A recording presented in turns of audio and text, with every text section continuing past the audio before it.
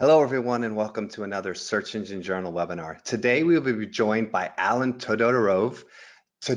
That's sort of right. It's a Yeah. little difficult, but my last name is horrible to pronounce as well. And Alan's from SEO Monitor, and he's going to be talking all about SEO proposals, proving your value, eliminating client concerns, formatting, a lot of really, really good information when it comes to proposals. And proposals are a bit of a pain in the ass, if I'm being honest. My name's Brent Satoris. I am going to be monitoring today. And Alan, could you just give us a little bit about yourself before I jump into some housekeeping points? Hi, I'm really excited to be here. I'm going to talk about SEO proposals. I'm going to touch on subjects. I'm going to touch on customers that seem unresponsive. Really looking forward to it. Awesome. So housekeeping notes, quick ones. If you have any questions, comments, anything you want to ask of us, there is a question box at the bottom of GoToWebinar, and you can put them in there. We will have a Q&A at the end of the presentation. So any of those questions, we'll hold on to them and we'll ask those during the Q&A session. We do have a couple polls in the presentation. This is your opportunity to participate. So please take a moment, cast your vote, and we will kind of break and then do that. And then we'll go back into the presentation. We'll do our best throughout the webinar to link any resources or tools that Alan talks about. So we'll try to pop those in the chat, but if we miss something, please let us know. After the webinar, please stick around for, really honestly, it's only about 5 minutes, but we do have a survey at the end. We use that information to help Alan and ourselves perform better and do better with future webinars. So please take a moment and do that survey for us at the end. And lastly, this entire webinar is being recorded and it will be made available to you through a recap post, which we will publish most likely almost always the following Monday. So next Monday, you should see that. So without any further delay, Alan, let's dive in. All right. So I'm just going to click next. And all right. So I'm Alan. I manage marketing at SEO Monitor, where we develop software to help SEO agencies acquire, manage, and retain more customers. And actually, what I was thinking of doing is start the webinar with a very sincere question that I have for you. So Brent, if you can take it from here. Perfect. So our first poll, what do you struggle with the most? One of the following answers, please. Acquiring customers, managing customers, or retaining customers. Again, what is the biggest struggle for you? Is it acquiring, managing, or retaining customers? And we're going to let a couple more seconds go by and get as many votes as we can in here. And then we will see what we have here. All right, I'm going to go ahead and close it because it's pretty unanimous in one kind of strong area. So I'll share the results for everybody. Acquiring customers definitely seems to be the strongest area of struggle. So there you go. Well, it's great because I'm going to talk exactly about that. And to acquire a customer, you would usually need to do something before that, right? So I'm going to talk about SEO proposals. And SEO proposals, as Brent mentioned, they're hard because you will involve a lot of resources from yourself and the team in order to present the best version of how your customer's traffic could look like. Just imagine those kind of moments when everything seems to work really fine. I mean, you would meet with a customer for coffee, you talk about their needs, and then come back, create a proposal, research the keywords, and do one more sales meeting. But something not magical happens. The customer kind of seems to ghost you almost. They stop responding to calls, to emails, and it's not like they have something very specific they would object off. It's almost like they said a no, but it was a silent one. So there are certain reasons that could go through this, but we're going to focus on the key ones, and the biggest ones could be regarding data. So ourselves, we started as an SEO agency back 10 years ago, and actually our first line of code was written to solve our own needs. So we kind of got it more and more closely to what SEO agencies struggle with the most. Just this year, over 4,000 SEO forecasts were made on our platform. So let's dig in. So what goes into SEO proposal? And not just a typical SEO proposal, but one that could actually stand on its own, one that doesn't really need that explanation, or sometimes one that could even help someone who is not a decision maker make actually the pitch. One that brings all the data, all the information in a single point and gets people to move forward. So, like any relationship, any potential relationship starts with building empathy and understanding, and showing a deep understanding of the industry starts even before creating the SEO proposal. And that, of course, is asking questions, trying to figure out who's the decision maker, trying to figure out what are the main reasons they decided to actually go over and accept the investment. Even if it's not an investment right away, there is an investment of time and energy of reviewing the proposal. So you already know that SEO campaigns are more of a marathon than a sprint. And of course, you would acquire more and more information during the campaign, especially about the industry. But why not be proactive? And just from the beginning, show the customer that you understand and care about the industry. Well, the first step of an SEO proposal will be keyword research. And keyword research is kind of personal favorite because you would start with a few keywords and then navigate through the whole industry and find so many things, interesting things. Sometimes they're even like a personal trivia for yourself, learning that an industry has specific problems or they have specific keywords that you'd never find out. So the first step of keyword research would be selection and grouping, and there are multiple strategies here. We see some SEO agencies going through ranks, like selecting the keywords that are already performing but are on the second page, and they know already that with just a little bit of updates to the website, they could move them on the first page and eventually target the first 5 position. There's also a way where some customers, because they're highly localized, they would just group them together in a specific category. And lastly, something that we see very frequently is having seasonal keywords grouped separately.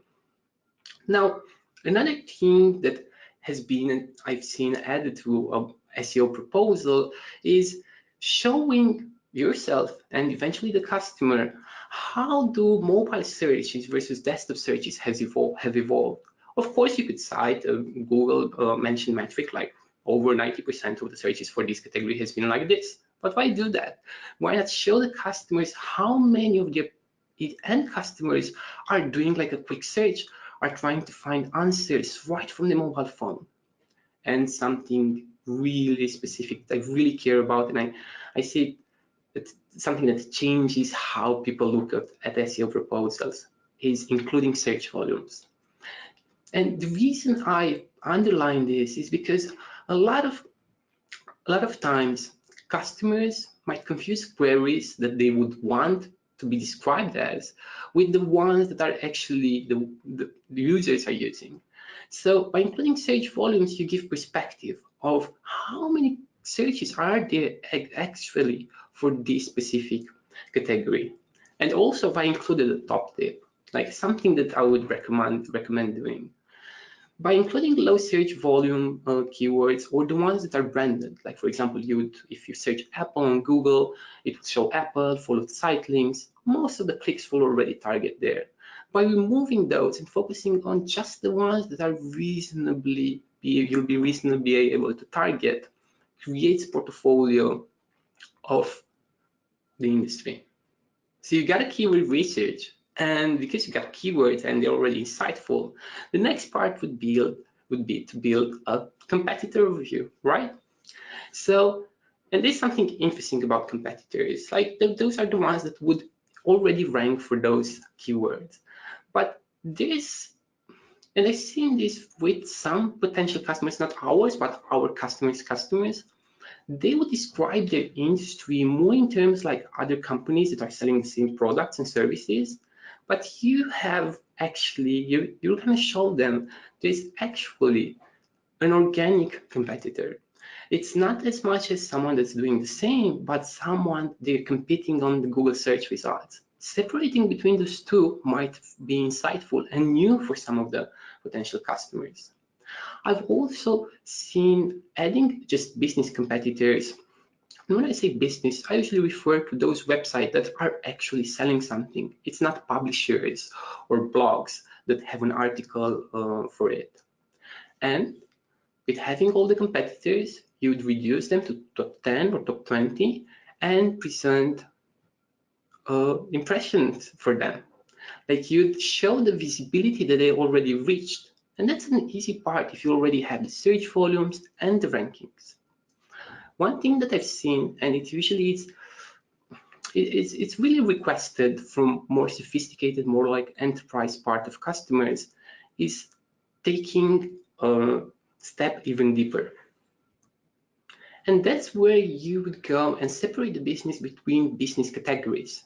Like you'd select just the keywords that describe a specific business and then go over the competitor overview and highlight, because most of the times business categories have different competitors.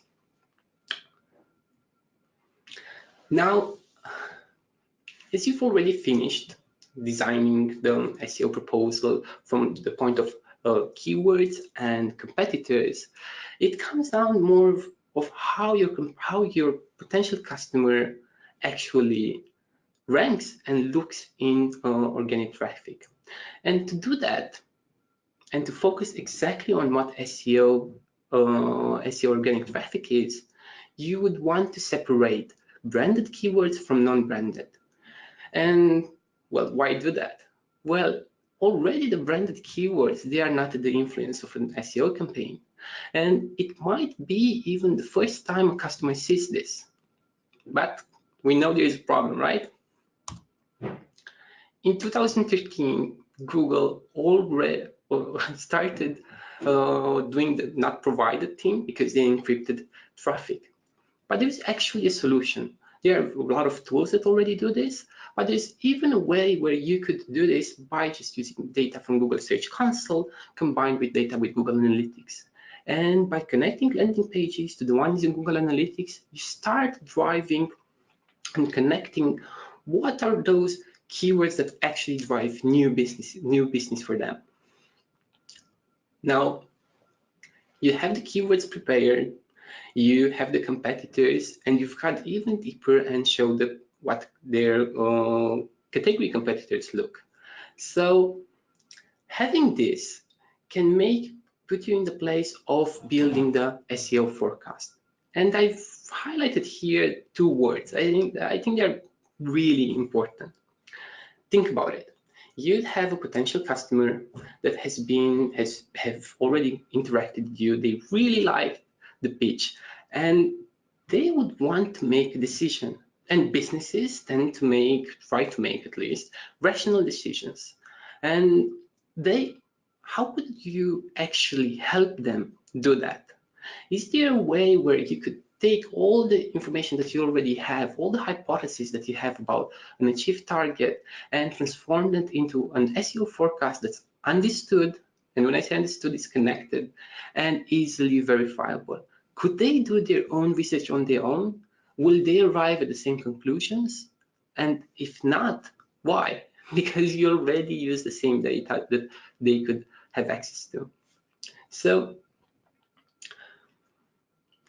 you're pitching to a business. Most of the times, unless they just want a specific targeted ranking, most of the times it's about a business trying to improve their bottom line. And the easiest way to do that, especially in marketing, is to improve conversions or clicks that arrive to their website.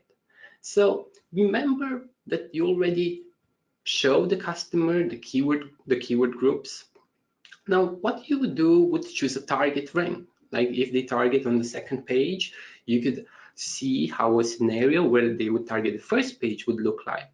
And once you have a scenario where the keyword groups target the first page, then you would get the CTRs and multiply them with search volumes and get the final estimated sessions.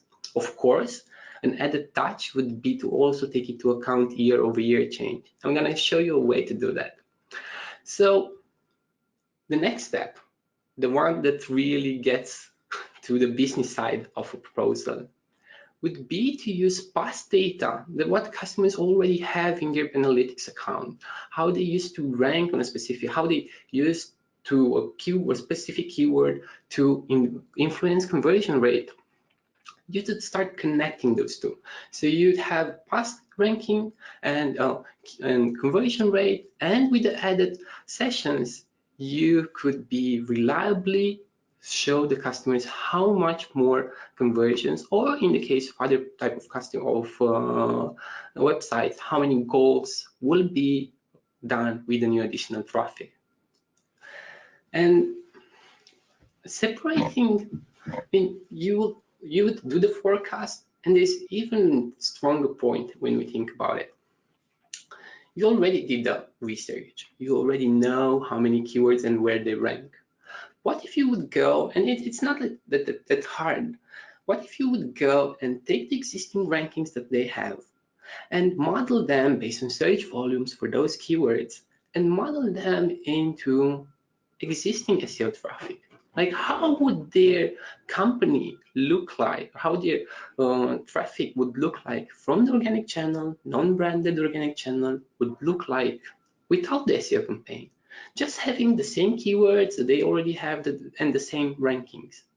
And it could give them, if you think about it, it's a minimal investment, but it could give them something that they maybe possibly aren't even able to do, to be able to project how many sessions would come from this specific channel. So I've discussed about SEO forecasting, and I think there's something interesting when we think about forecasting. They would eventually arrive with certain conversions and goals, but how do they figure out if it's worth it? Well, there's something interesting that you can do here. Compare the SEO budget to the equivalent in PPC, or just present how much would it cost for someone to reach those. How much would Google or other search engines charge for people to get their other websites? And this is more of an educational point that you could make with your customer. But if you go on and explain how actually paid search, if in case they don't really know, paid search works, and how the bidding works in those channels, you would show this actual demand for other customers to reach those specific rankings. And it brings something very interesting to the table, or at least to the deck. It would allow them to go and check this for themselves. It's not something that you've come up with, it's something that's public, and they could always see how much the cost per click would be. So I've covered the part of doing the keyword research, and I strongly go on and I really suggest, and I think it's a really good idea to go and have the keywords presented to the customer, present the competitors to them, and go on even deeper and select for each category how that would look like. And then once you already have this, build an SEO forecast based on the strategy already decided on selecting those specific groups and the new rankings. And the next part, once you've presented where do you think you're gonna end up with, it's the reporting part. And reporting is easy or hard. But it's at the same time, it's something that every customer would want to know about. They would like to know how can they actually see the results. Remember, it's not like they can just enter an analytics program and see, oh, all right, these keywords have generated this amount of sessions, because they aren't provided.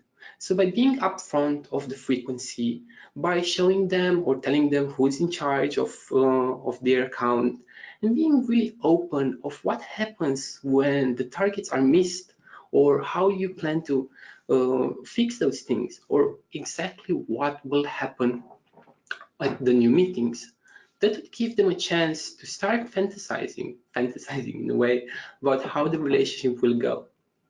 So as you've passed reporting, the final part is investment. And an SEO proposal without the investment, how much budget should they allocate? It's just something. it isn't businesses yet. So the investment part, and there's special care most of the SEO agencies take here. The investment part is the most hard part.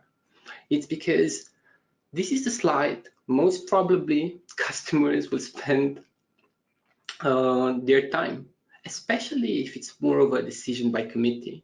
Someone will try to figure out if that it's good or bad or lower or higher than they expected.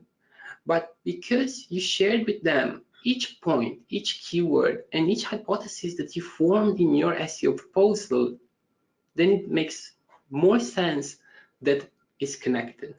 And by using the Google Ads as a form of anchoring system, the Google Ads equivalent of form of anchoring system, it gives them more comfort knowing this is something that makes sense. So I've talked about what are the inputs to an SEO proposal, and I want to present you something.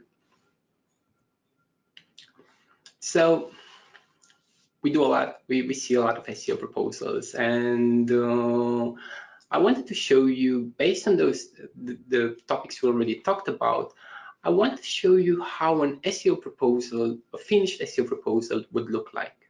Now, this is made with data from our forecasting module and was created using Google Slides in our integration, our SEO proposal integration. But I'm going to share it with you, and it can be used with other tools as well. Take it more of a you can take it as more of a template. So I'm going to click start. As I said, any SEO proposal starts with an organic search overview. And the organic search overview is nothing more than, or it's actually a lot when you think about how much time it takes to do the keyword research. So it starts with market data. How many keywords, and see here, I'm highlighting how many searches per month. And there's also the trend. How is it growing or not? And remember I told you that there is an easy way to do that. You could actually use Google search volumes or other search engines search volume to see if there is a difference between the last month and 12 months ago. Are there any differences between them? And then you can use that to extrapolate and go and add that on the projection. A good SEO proposal gives at the very beginning understanding of seasonality. And then it becomes more important when customers think about, okay, so how many results I'm going to get in the first month or the second month. So it also includes mobile search. Remember how I've talked about competitors, which are nothing more than companies that are also ranking for the target keywords that you have. And by using search volumes and ranks, you can now go and show them the visibility. Like for example, this proposal is made for Bet and Beyond, and they rank only 35% for the selected keywords. But we can see other competitors that have either higher or lower. And there's an interesting part here about the higher search visibility scores, is that once you can show a customer there is a potential, you can create in their mind a thought, hey, why am I not reaching this? There is something that's going on here, and actually there. And you know, you've studied the competitors already. You know, there's not something special that they've done. It's just that they're a bit more disciplined on the way they launch a website or how they maintain it. So this, even from the beginning, creates the space for your customers to think about how they're gonna how the data that you've presented is connected to the output, ROI. So because it's Bet and Beyond, of course they also have a banding department. So again, by going and showing the keywords, showing the searches, and how much of it is on mobile search and year over year and with competitors, might help some companies, especially those ones that have multiple business units, help them make a decision. You're not only serving the needs of a CMO, but there's also an acquisition manager that feels very good. And maybe there's a very special category that really wanted to up their numbers, and they now can use this as a way to pressure the management team into making a decision about SEO. I talked about current organic status, or the real, the true traffic. If you take the time, and this is how this proposal presents it, is if you take the time to show the difference between a brand and non-brand current organic traffic, and also, and I think this is really important, if you can look on the right side, you'll see that everything that is mentioned in the SEO proposal can stand on its own. You can just let it free on a desk somewhere, and it's not going to be someone that's going to come here and sit and say, oh, where those numbers came from. They have a way to verify it. Each step of the proposal can be verified by them, or they can at least understand how the methodology behind it was made. And once you have the keywords, you have the current organic traffic. It's the place where everything kind of connects. I'm going to spend a little bit more on this slide. I'm going to talk about each section. So, sorry about that. So, I'm using the scenario for bet and beyond. And because we've already done our keyword research, we all know the keywords and the search volumes. But there's something very important, the inputs of SEO proposal. Like, we select the bet department and a target ranking of 1 to 5. Not only that, it's because we already had a keyword strategy in place. Not only that, we also go in, select what is the time frame that we would like to showcase the proposal. And something more important when we think about any kind of proposals, things change. And it takes more than a month for some type of customers to move from the, hey, I want you to help me with my organic visibility, until they make the decision. So if you think about it, if you build scenarios that have a start month, not really that month, the existing month, but the next month, you already prepared yourself for a much more realistic target. Now, there's also the performance in time. Sometimes your activities as an SEO agencies are much more active and direct, and sometimes they generate linear results. They don't start very slow and they move on, but you have a strategy that monthly generates more additional sessions for them through improved rankings.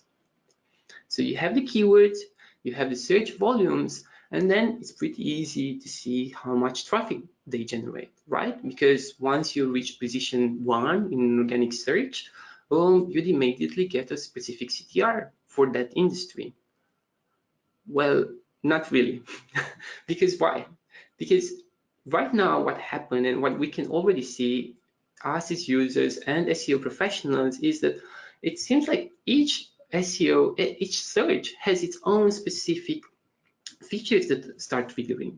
So you'd have, like, for example, when researching hotels in Paris, you'd have so many things on the mobile phone that even the second scroll, the full page scroll, isn't showing the first organic result. So by taking into this account, and you can assume that your customer kind of knows this intuitively, but they don't have a way to actually research it. If you take into account and apply the keywords and show the keywords for each keyword, if you can show your customer how the CTRs actually evolve from the position 1 to the 10th position based on each combination of ads, search features, booking widgets, or people also ask, you solve the last dilemma, right? It's now not based on a general or an average metric. It's based on how those searches got the CTRs evolved in time based on those specific features.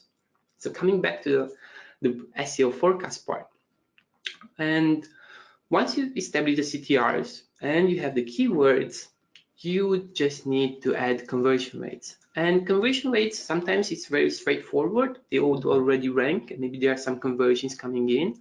Sometimes it's less. and being upfront about the fact that you can't specifically connect that specific keyword to that conversion rate, and saying that you're gonna apply an average conversion rate for the specific channel, it's more information and more data that they could possibly, you or them could possibly get. And right, so you've stared at this screen for a while now. Let me just walk you through the next part. So we have the inputs, we have the keywords, the targeted rankings, and we have the market data. Now, with these things and the existing keywords, we would arrive at what could be called inertial traffic. What would happen out of inertia? Nothing changes, the ranks don't change, there's no SEO campaign, you're not generating, you didn't really work with them or something like that, and you would still have, they would still generate traffic. By having this in the SEO proposal creates, I really think that not a lot of companies have already done that. So this already creates expertise from your part. And it's not that hard because you already have to do it for the keyword, the existing keywords. And with the inertial traffic, you would get to how much traffic would be if all these things become true. And you know they're going to become true because you already know what happens when they reach a certain rank. You already know the search volumes. And you even know how much growth is there year over year, or not really growth, it's usually a change. And then you have a total of improved traffic. So in additional traffic, it's what? It's just the difference between improved and inertial traffic. And those sessions connected with conversions and by anchoring the Google Ads value, you create something that can be what? It's as close to the truth as possible, takes into account as many variables as possible, and lets customers figure things out and maybe run even scenarios by their own. They could even come up to you and say, hey, can we run this scenario? What would happen? Reporting. I have here on the slide, I've already talked a little bit about the importance of reporting. It's something that this proposal contains. I think it's important. By keeping the customers in the loop with the actual traffic versus the forecasted one, and showing the customer even from day one that yes, traffic wouldn't improve from the first day, but then it would actually start growing, and how much you are on objective or not.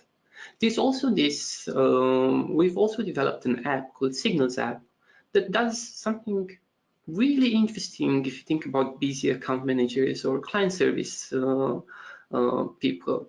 It surfaces every little change and its impact in search, in potential clicks, and it surfaces it as a card that can easily be shared to a customer.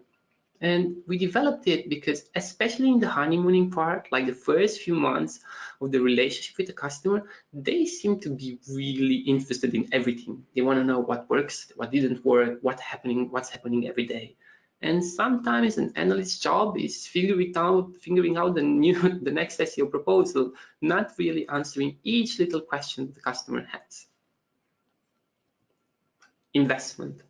What we've seen on a lot of SEO proposals, especially ones that take the time to go through each little detail, each input that would generate additional sessions, is to attach a success fee. Now, I know this might sound salesy in a way, or a little bit too risky, but if you and your customer already agreed of what are the inputs, if you already have the data behind it, and you know, of course, there are some updates, but you can show the customer if there is an update that's impacting estimated sessions. If you connect the investment with a success fee, and on the same, not really page, but on the same section, talk about what are the actual deliverables, it allows them to make a better decision on their own. Strategy. And now, because I don't actually have a strategy for bet and beyond. I've actually done something different, and this will be available immediately after the webinar for everyone. So on the strategy part, what we did was ask a lot of some SEO agencies from our customer base to share with us their slides, and they did it. So that's nice. Here's, for example, Resignal, and I'm just showing thumbnails so you know what to expect. They, of course, they talk about content, and they make sure that customers know there's going to be a short-term and a long-term benefit. Another one from Upswing, another SEO agency. This is the slide, the actual slide that got them Metropolitan Life or MetLife. So you're gonna receive them and you're gonna be able to study them. What we see in these parts of the strategy slide is that they go on and explain each step by step why do things change based on the keyword research they've already done and how their competitors look and what they miss. Now, you've gone through a lot of effort to the keyword research and then take those keywords and show the competitors, and after competitors together with visibility, and then you thought about all the things that could influence clicks and eventual conversions. So it's definitely a scientific now proposal, but people would want to work with people, right? So about us, the section that usually finalizes the deal, I've got some examples, and I want to highlight they're going to be available immediately. This one that we have from Kuzai, and they go like I did at the beginning, show logos, but what they do when they do their proposal, they try to show logos not from their competitors, the same industry. They try to show logos of companies that are both balanced in big and small. And the reason they share that is because they would want to show how able are they to cater for different types of businesses. This also from one from Upswing. You can see again that they would go and do the logo thing, but they also decided to include testimonials. And these are kind of the things that are simple things. So why am I talking about? It's because sometimes you need simple things like this and the system. And sharing this with you makes me very happy, to be honest, because it's coming from other SEO agencies that have gone through the trouble of doing all those hard things, risking a lot of resources because they don't know if the proposal is gonna be right accepted or not, or ghosted or silent no, something like that. And they wanted to share it with industry. And I love this industry because something like this can happen. And also you're gonna be able to see an actual about us slide from download and use it from Resignal. So now, before finishing and going through Q&A, I have another poll. Awesome. So Brent, we'll launch it up. What do you think about automating client reporting? It should be fully automated, manual is better, or partially automated? Again, what do you think about automating client reporting? Fully automated, manual, or partially automated? And I'm going to let a couple more people get in and vote. All right, I'm going to go ahead and close it up and we'll show the results. The results are partially automated, which I actually agree myself. All right, that's interesting. Good. Go ahead, Alan. So it's actually now I finished. That's what we see going for an SEO proposal that actually helps customers make sense of all the data that goes into it. And very important thing, and I was talking with Brent earlier, they could stand on their own. An SEO proposal that can be just picked up from someone or even pitched internally in the company by someone else, because it has everything wrapped up. There aren't missing pieces or they would have to call you. The data is there and it allows them to even research it on their own. So I really hope that you liked it. I'm really looking forward to your questions. I'm going to answer them. Awesome. So we are going to do dive into Q&A now. We have quite a few questions. I think that I'm going to summarize there's quite a few questions coming through with a general concern, and the idea is that, look, this is a lot of effort. You know, to charge for SEO audits before you so that you don't waste your time with the research. How much research do you put into proposals knowing that you don't know if it's going to get signed or not, and it could be a lot of work?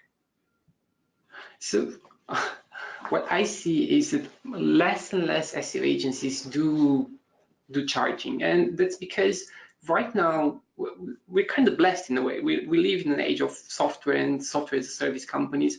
There's so many things that you could automate, especially once you have like a template going on and you know how to do the specific keyword research. Most of the time, some strategies would work with multiple companies.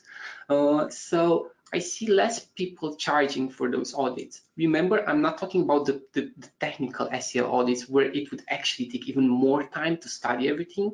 I'm talking about ones that would show like the potential.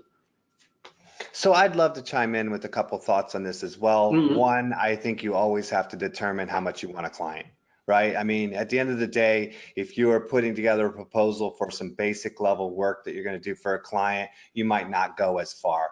Your initial conversations are going to tell you a sense of how much they need.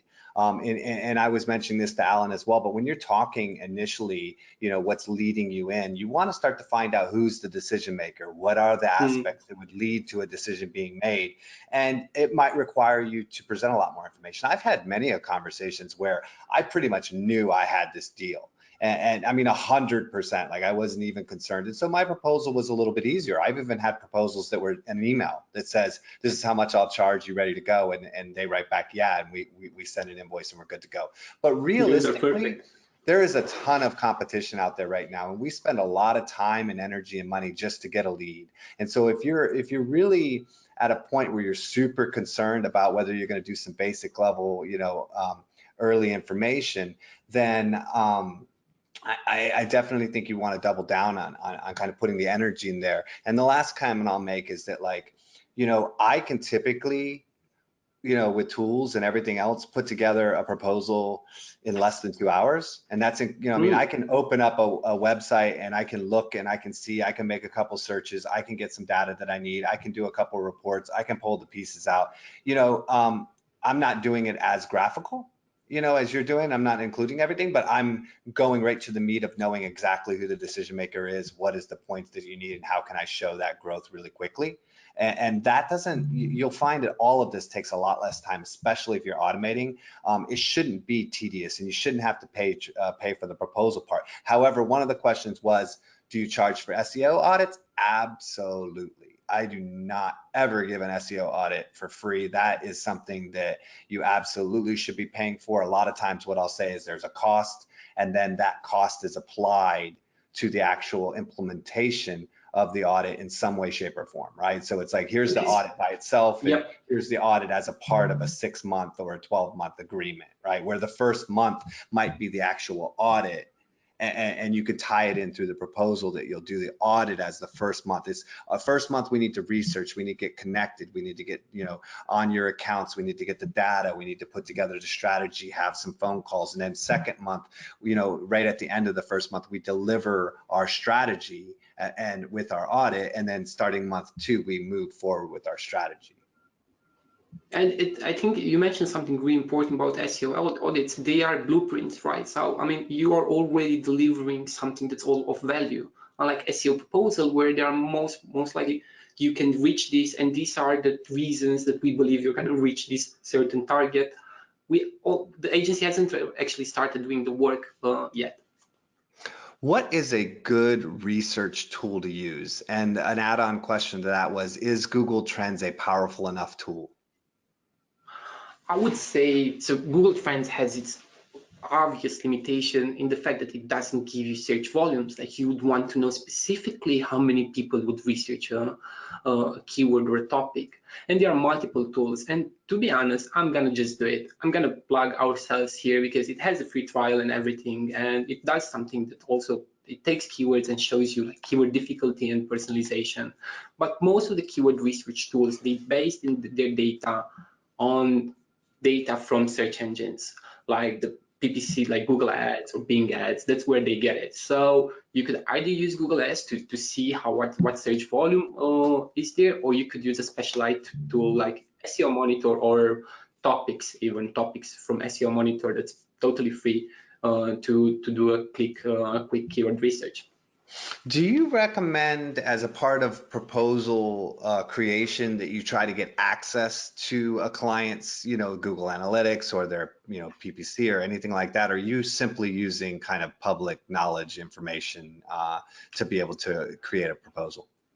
I think, Brent, that's a fantastic question, because you can't actually divide your brand and non-brand traffic without Google Analytics, so you don't know. So I think that shows, and you should always ask for it. Sign the NDA, sign everything that should be there, but that's kind of like a point where you could gauge their interest in a way, right? I mean, if they invested the time to meet with you, why wouldn't they have a little bit of trust in sharing with you Google Analytics? And if you could tell them, hey, I'm also going to do this really cool thing where I'm going to show you how the not provided keywords work, that might even incentivize them to do it. So definitely ask for that, and I think it's a signal for them wanting to work with you or not. That's what Awesome. we see. Another question here: how do you prevent your SEO proposal from just being used as an in-house tool for that company? Like, somebody just saying, "Hey, we want a proposal," expecting to get a couple nuggets of useful information and using it themselves without hiring you. Well, you can't, right? I mean, there is no real way of doing that. You're gonna open everything up, and by doing that, it's actually you're gonna show how much knowledge is there, how much knowledge you as an SEO agency and conviction you have in the fact that you are able to do that. So I don't think there's a way to prevent them from doing that. But if you suspect them trying to do that, just leave.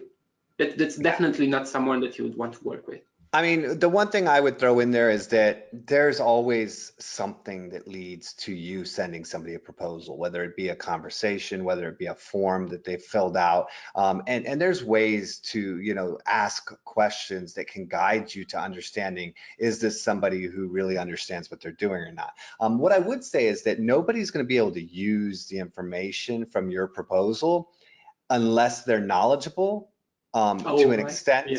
And if they're knowledgeable, then they have access to the same, maybe not all the same tools, but pretty much enough tools that they could have found that information themselves. You're not going to give somebody something in an SEO proposal that you wouldn't give to them at a bar over a beer anyhow. You're really not going to give them like the secret sauce. You're just giving them enough to show them that you know what you're doing and that you can move the needle and it's worth that investment. Another question: how much do you recommend doing in preparatory work? Like, do you have a guide or a gauge? I mean, I think we kind of talked a little bit earlier about it. It really depends on how bad you want it, right? To some extent. I do want to, just before you answer it, I do want to throw out there, RFPs are a major part of business, and they are so tedious that I have refused to ever do one in my life. But it's important to note that the mass majority of money that's transferring around is probably through RFPs, and that's a pretty substantial investment of time. So there is a norm in business to expect to have to put a little, trust into that early work in order to earn the business. So yeah, I think the kind of requests for proposals are actually a good thing. Like, you would learn from the customers what are their actual needs. Like you, Brent, mentioned asking the questions, they kind of highlight like what they are really looking into it. And I think taking the time to do that would just prepare you for the next customer. Usually you would see requests for proposals coming from those type of customers that they're really keen to selecting someone for a longer term. They're gonna do a pitch, they're gonna have multiple interviews, and you're preparing for a big new customer. So why not think about how much would that customer contribute to your daily or actually your monthly revenue? I can't say I have a formula. I see people that they spend, usually business developers, the ones that are doing the SEO proposals in our platform, they spend between 4 to 6 hours for one. but it's most of the times they already automated some part of it, and with SEO Proposal Builder you can do that. I can't say for sure which one a definite amount of hours. I think if it feels that you would want this customer, I think it's the same in dating. Like, you just go take the extra effort, and even if it says no, you just learn something about how to better choose your bets. Absolutely. So I think this is a really good question. It's come through in a couple of different ways, but you're trying to show value through your proposal, right? So one method might be giving organic keywords a value based on if you had to pay for them with PPC. But what are some other methods that you recommend to show value for the effort? You know, how, like maybe the ROI specifically. I think and it's something, the reason I've also included in the presentation, and it's included in our SEO proposal, showing how other customers benefit. Like, you would show their visibility, like the amount of times they would appear in search results for those keywords, and showing how much sessions they are already getting. I think that's something. It's moving on from hey, this is how much it would cost. It's moving on to this how much they would generate. And I've also mentioned, I've talked about Google PPC, but I've also mentioned that there's actually a way to connect existing conversion rates to the ones that you're pitching. You know, you selected the keywords hotels in Paris, for example, and they used to rank on the 9th position, and you know they would generate around 2,000 sessions, and those 2,000 sessions would have 5% conversion rate. Now, you know, if you're going to move the needle towards the first position and you have a very brilliant, you have a good CTR curve in mind, you know how much revenue they would generate. So I think now we are at the time where we could connect and create SEO proposals almost as technical as the PPC ones. So connecting conversion rates with improved sessions from improved rankings, I think it's really good point to make on why does that make sense. You have the revenue already there, right? And I would reiterate again that the value is the person who's looking at the work that you're doing. So really understanding and just asking the question, who's that decision maker and what is it that they're looking for value? Because if you're like, your rankings go up, but they care more about people walking into a store, then you really want to look at how you can show a value that relates to what they consider to be valuable for the work that you're going to provide. There's one more really good question in here that I want to kind of talk about, and I think this comes back to kind of really just being open with communication. But how do you overcome pushback over their investment? A client, you know, is like, I really don't want to spend, you know, $5,000 a month. I really don't want to spend $10,000 a month for this service. How do you deal with, you know, pushback, especially when they have other proposals that may be lower costing? I think it comes down to the work that you already invested in. I mean, if the question is, I don't want to spend that money, the follow-up question is, what happens if you don't, right? And I think that's why I made the point, and I think that's really important. Of course, you don't want to spend money. It would be brilliant if you could achieve those results without it. But if you show the customer how their website would look with if nothing would change, and then show how the improved traffic would contribute, then it would be more about the technical tactics than pricing. So I really think that once you give the customers data to make a decision, they would not have to tell you, hey, I don't want to pay this amount of money, because they might believe that that is true. Who would push back about pricing? Someone who's not certain, who's indecisive. And indecisiveness comes from lack of data. Once you give them the data necessary to show how you think you're going to achieve the expected results, I don't think they're going to push back. And if they push back, because sometimes they just want to haggle, then why this customer? He seems a little bit unreasonable, to be honest. Absolutely. I mean, I'm in a unique position where I don't do leads or anything. Like, I only do word of mouth for working with me. So I've been able to do kind of like even numbered quotes, but I do see a lot of companies that will do something instead of 10,000 to do something like, you know, 9,285. You know, Yeah, and you know, so that it looks like it's more of a calculated number. And also, again, I mean, understanding what is valuable to them and being able to talk through the fact that, money equals effort, and, if they only want to invest 5,000, you might be able to scale back your work, or you might be able to focus in on certain areas. A lot of times when somebody's like got a $10,000 proposal and they're pushing back on 5,000, you just simply say, well, we can extend out the timeline. Right. So instead of us trying to accomplish all this work in 3 months, we'll expand it over 6 months and do that for 5,000 a month for 6 months. But ultimately, you just have to educate.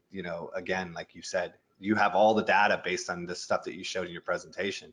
I think that's the biggest fact. Yeah. It's questions in here. What proposal generation tool do you use? Yeah, so it's the one from from SEO Monitor. I'm gonna put I think we can put a link. It's seomonitor.com/proposal-builder. Success fee you mentioned, is that a monthly percent, or is that a percent of the overall engagement, in your opinion? It's usually boils down to, like, you decide if you wanted to do a 6-month or a 12-month contract. Usually I see companies doing a 12 months. So they would have to achieve a certain target, and they would split it either between short-term, mid-term, and long-term, or after the first 12 months are finished, and it would be part of the yearly success fee. So I think there are multiple ways to structure this, but most importantly, I think it creates very interesting incentives for the people working in the SEO agency as well, because they know that's important, and they're not going to be as optimist when they're building the SEO proposal, because they know there's, like there's a number attached to it. So it creates the right incentives for, I think, everyone, you and your employees and the potential customer. One last question I think we have time for, just depending on how long it takes to answer. But Okay. When presenting your proposal, how do you avoid and prevent client fatigue and data overload? I think it's you would ask them what they care about most if you would see that, right? I mean, there are presentation ways for this, and if they would really just care about, like, how much money is it, and I just want to work with you, then maybe the trust is already built. They just want to move on with the contract. I think that happens a lot of times, but I'm really talking here. Yeah. It reminds me of the resume, like a resume, right? It's like, if you just create a resume that's a general resume that has all your work history, nowadays you don't do that, right? You create a resume that's focused on what you're trying to accomplish, right? So you avoid it by giving a bunch of data that doesn't matter. Yeah, I think you should not include things like, hey, Google has updates, or like general SEO things. It's more about including something about your business, like building that empathy towards the customer by focusing exactly on something that relates to them. And I think because there was this question, what would they do if they already have this data? Another thing is that some of the customers might be the first time that they will see, oh my God, I never realized actually our branding matters, or I never realized that we are highly seasonal in terms of organic performance.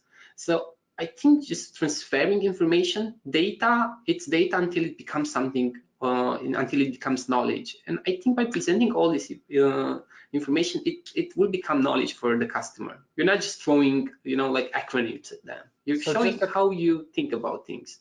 Following on to that, what do you think about like a proposal kind of short sheet, like a cover sheet, something that, maybe 1 or 2 pages, that's like a summary of an overall report, and then having the full proposal kind of behind it?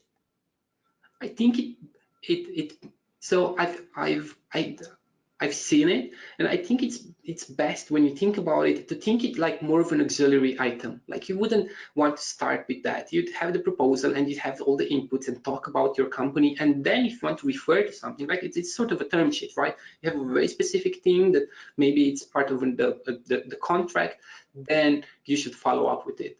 I don't think it's a good way to start with it, because you want to show the time that you've invested in doing the proposal, and it's just a page, right? So let's say you're working with a brand new client, right? They really have done almost nothing, and they're looking for you to kind of come in and do a little bit of work for them, and they kind of want you to come in and do like a 1 or 2 month, like maybe do the audit, or maybe just do a little bit of work and pick up some low-hanging fruit. Do you take that agreement on without a long-term commitment? Or what are the risks of accepting work where it's like you're really coming in and picking up the pieces at the lowest level, and then potentially they could cut you off a month later and take all your value? So I definitely think that long-term contracts, they would usually show the customers they really care about. If it's something that, hey, SEO, it's something that we might care about, and we're not that committed, maybe you shouldn't be either. Because there are so many businesses that you can help with SEO campaigns, and they really depend, their businesses depend on it. Why not find those ones?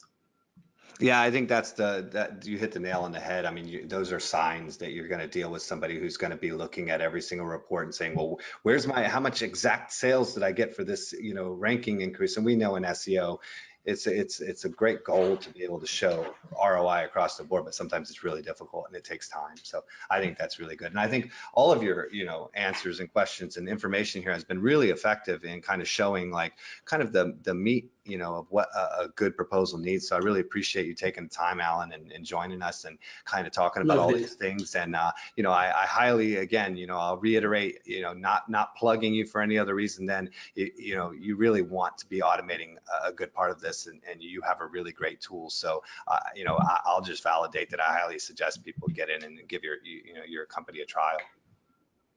Good. It's free anyway, so Yeah, there it's you go. Cheers. Thanks everyone good. for joining us. Thanks, Alan. Thank you. Thank you. Cheers.